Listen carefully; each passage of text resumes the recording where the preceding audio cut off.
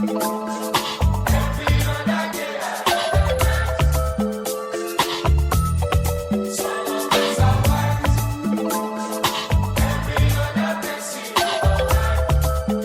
back. We're in 2026, and as usual, we're in tax season, so a lot of people are gonna try to get new vehicles and stuff. So I just decided to make this video to give a little insight about buying cars. I realize a lot of folks going to go buy cars just because they like the car, the brand, or how it runs and everything, and end up incurring a big debt upon themselves. So this video is just an educational video to give you an insight of what it takes, what all you need to know before going to the dealership to go buy a vehicle. And please, please, please stay out of them buy here, pay here places. They be killing you out, man. But oh yeah, take the time to subscribe and share and inform other people about this, and let's start. So first of all, before you go to a dealership, please make sure you got a good credit score. When I mean a good credit score, please make sure you are above 600. And the reason why I say that is having anything below 600, you probably gonna have an interest rate which is gonna be crazy, mostly probably above 10-15%.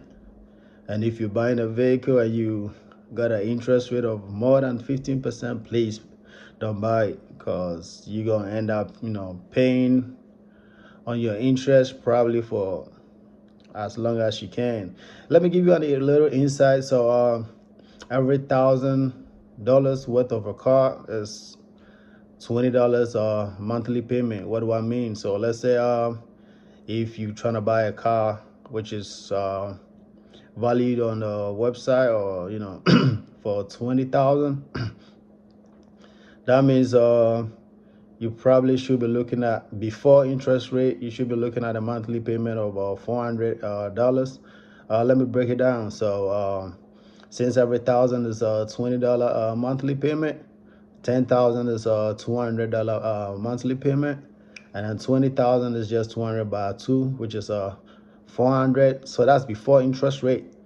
And this is where you would understand what I mean by, if you don't have a good credit score, don't go ahead and go buy no vehicle. Because if you have a 600 and above credit score, you're probably looking at a single number interest rate, which is really good. So 9 out of 10, if you have like above 600 credit score, you're probably going to look at a single number, probably let's say 8-9%, maybe 10, which is probably not that bad, because that probably wouldn't shift your payment to no crazy amount. We're probably going to be around 450, 470, maybe at most 500 for a vehicle that is costing 20,000. And I've been in the car selling industry, and I've seen folks come in, and I mean folks that are like well-to-do. They got multiple businesses, they got good money, they got good credit, and those are the people that when they come in, they be big on the interest rate on the vehicle. And most of the times, folks that come in with a low income and credit score really not good, they really don't care about the interest rate. I seen a lady come in, she had a negative equity. When I mean negative equity, she wanted to trade a vehicle in, and she was owing more than 15,000 on the vehicle, which I would also advise not to do that. If you want to trade your vehicle in, at least make sure it is paid off, or at least you owe like $5,000 on it, and that way you wouldn't incur any negative equity. So she came in, traded a vehicle, wanted a brand new. She seen this vehicle online, she fell in love with it, so she wanted it at all costs. And mind you, her credit score was not in the best position. She was around like 500. So with a negative equity and everything, most banks wouldn't approve of it. So, and most of the time, the banks that would approve of it were going to give you like a crazy ass interest rate. And, this lady wanted this car so bad. So, ended up signing the paperwork. Later to find out she had probably like 28, almost 30% interest rate. So, this lady been paying on this car for about 6 months, 7 months to go check how much she owed, and she was owing more than 50 grand. And that vehicle she bought was 28,000.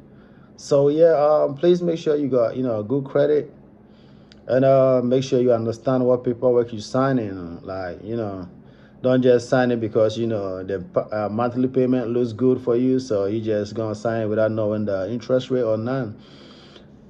And this is just an advice. So if you got your tax returns, and the money, you want to get a vehicle, and you want to put it down for a vehicle, and your credit score ain't really that good, please, I'd advise, go ahead and pay down your the credit.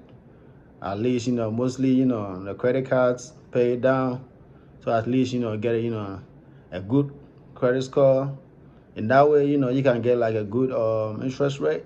And that way you don't end up paying all your hard-earned money, towards, a vehicle. You just be paying for interest. And, when you go ahead and go like, buy a vehicle, if you don't understand what a car buying process is, please go with somebody who, has a little knowledge about, the car buying process, so that they could, advise you on, because I see folks come in, sign paperwork, and they don't even know what the interest rate is. They don't even, as soon as, they know what the monthly payment is, they're good. And, but yeah, please take the time to actually ask for, your interest rate.